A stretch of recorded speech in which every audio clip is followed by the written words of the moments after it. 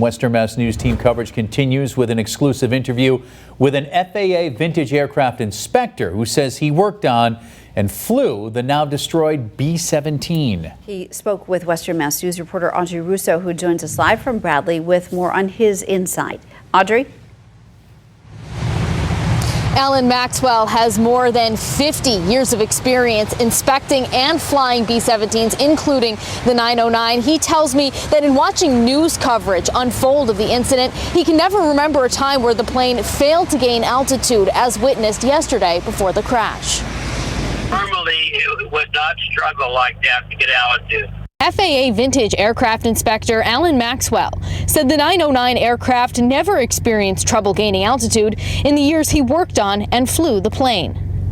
He also tells Western Mass News by phone there was no one more familiar with the B-17 than the pilot inside at the time of the crash, Ernest Mac McCauley, now presumed dead. Mac was the pilot, and he's been flying that airplane for the last 10 years, and he probably had 5,000 hours of PIC time in that airplane. Very, very experienced pilot. He also recalls that as recently as 10 years ago, the plane had a traveling mechanic and would have been subjected to regular inspections. I was not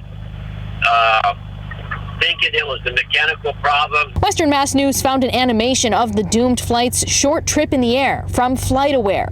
The NTSB says they found 100 low-lead gas in the plane. It was originally able to run on 87 octane, but higher octane is fine in these types of engines. FAA said that's fine for higher octanes run in these engines. And they are looking into potential engine issues. Am I aware of accounts from witnesses that there may have been issues with the engine prior to takeoff? The answer to that is yes. We do have witness statements, not official statements, but some things that have been sent in to witness at ntsb.gov that have stated they saw work being conducted on one or two engines prior to takeoff. So that is a question we have both for the Collings Foundation and for other pilots. The NTSB says the final report won't be completed for at least another year. No matter what the official cause is determined to be, Maxwell acknowledges no explanation can bring the victims back. I really felt sorry for all the people on board who was involved and the people who lost their lives. It's just really a big shame.